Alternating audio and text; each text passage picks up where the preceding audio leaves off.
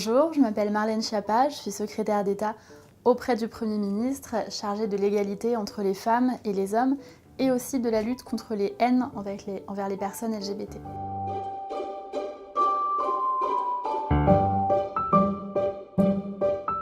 J'ai rencontré Stéphanie Bataille, qui est une metteur en scène, directrice de théâtre et comédienne, dans le cadre du spectacle Les Chatouilles, qui est un spectacle auquel j'étais allée participer avec un débat accompagné par Brigitte Macron. Et c'est un spectacle qui parle de notamment la lutte contre les violences sexuelles en direction des enfants. Et on s'est bien entendu, Stéphanie Bataille et moi, on s'est revus par la suite à la SACD, puisqu'il s'avère que je suis auteure par ailleurs, et on a beaucoup échangé sur les politiques publiques, et c'est à ce moment-là qu'elle m'a proposé de faire une lecture des monologues du vagin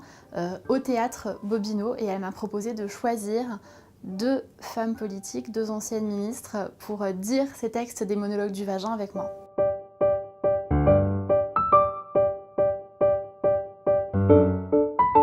C'était important pour moi d'avoir une personne de droite et une personne de gauche pour montrer que c'est un sujet qui transcende les clivages politiques. Et j'avais participé à un débat sur France 3 régional avec Roselyne Bachelot, parce qu'on est élus de la même région toutes les deux, des Pays de la Loire.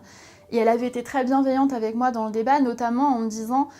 souvenez-vous dans votre vie politique que les lettres d'amour engagent beaucoup plus que les mots de haine, parce que les gens qui vous écrivent, qui vous aiment, ils attendent quelque chose de vous, vous leur devez quelque chose. Les gens qui vous écrivent des messages de haine,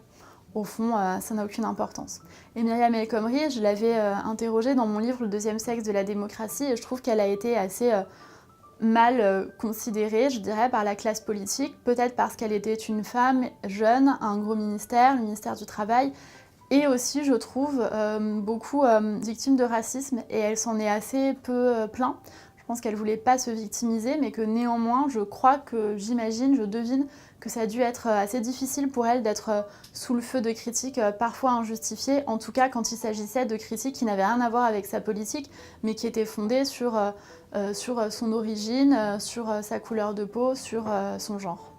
Le texte des monologues du vagin, il a été écrit par Eve Ensler, et c'est un texte qui a été joué partout dans le monde par énormément de femmes, qui fait parler les vagins des femmes. C'est un organe méconnu, les femmes parlent peu, et du coup, à travers des monologues attribués au vagin des femmes ou des discussions entre femmes sur le sujet du vagin, eh bien, Eve Ensler fait dire aux interprètes de ce texte des choses sur à la fois les viols de guerre, sur le plaisir féminin, sur l'accouchement et la maternité. C'est une manière de passer des messages sur ce qu'est la condition féminine en France et partout dans le monde à notre époque. Et c'est une lecture à trois, donc nous avons chacune une femme à interpréter, chacune des monologues, et avec aussi des dialogues et des échanges assez